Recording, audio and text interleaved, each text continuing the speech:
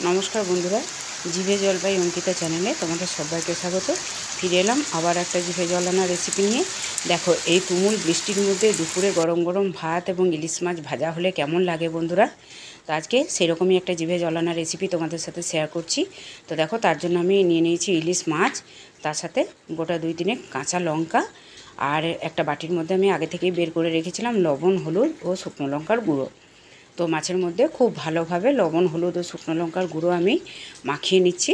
এপিট ওপিট করে খুব ভালোভাবে মাখিয়ে নিয়ে এটা 5 মিনিট মতো রেখে দিতে হবে। এতে করে লবণটা ভেতরে ঢুকবে আর খেতেও খুব ভালো লাগবে, আর মাছ ভাজাটা খুব মচমচেও হবে।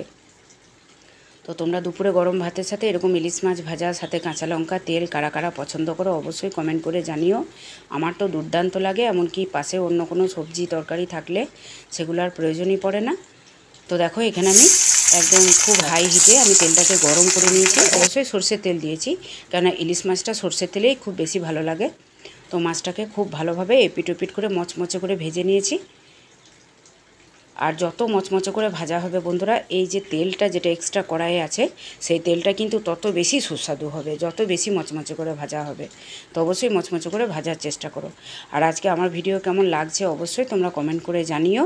তো দেখো, আমি গরম ভাতের সাথে এটা সার্ভ করে নিয়েছি। অবশ্যই সাথে ভাজা কাঁচা লঙ্কা, 1 পিস মাছ ভাজা, ও তার সাথে যে ভাজা তেলটা, যেটা ঘিয়ের স্বাদকেও হার মানাবে। দুর্দান্ত লাগে এই গরম ভাতের সাথে এই ইলিশ মাছ ভাজা তেল দিয়ে।